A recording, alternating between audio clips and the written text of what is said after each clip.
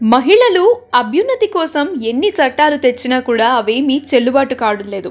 సమాజంలో అత్యున్నత స్థాయిలో ఉన్న వ్యక్తులకు కూడా లైంగిక వేధింపులు తప్పడం లేదు. లేకపోతే ఒకప్పుడు స్టార్ హీరోయిన్గా ఒక వెలుగు వెలిగిన కరిష్మా కపూర్ లైంగిక వేధింపులకి గురవడం ఏంటి? ఇదే ఇప్పుడు అభిమానుల్లో చర్చనీయాంశంగా మారింది. కరిష్మా కపూర్ స్వయంగా ఈ విషయాలను తాజాగా ఒక ఇంటర్వ్యూలో వెల్లడించి షాక్ ఇచ్చింది.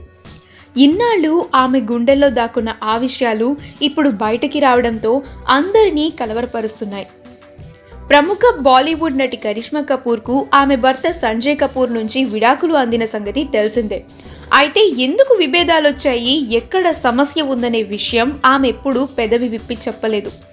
ఇన్నాళ్లకు తన మనసులో ఉన్న ఆవేదనను బయటపెట్టింది. ఆ విషయాలు చాలా షాకింగ్గా ఉన్నాయి.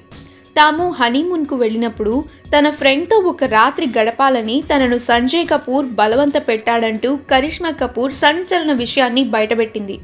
కరిష్మా కపూర్ తన భర్త సంజయ్తో హనీమూన్కు వెళ్ళినప్పుడు అతను ఆమెకు ఒక రేట్ ఫిక్స్ చేసి తన స్నేహితుడితో పడుకోవాలని సంజయ్ బలవంతం చేశాడంటూ కరిష్మా చెప్పింది. ఒప్పుకోనందుకు కొట్టాడని చెప్పింది. ఆ విషయాలు ఇప్పుడు బయటికి రావడంతో అందరినీ కలవరపరుస్తున్నాయి.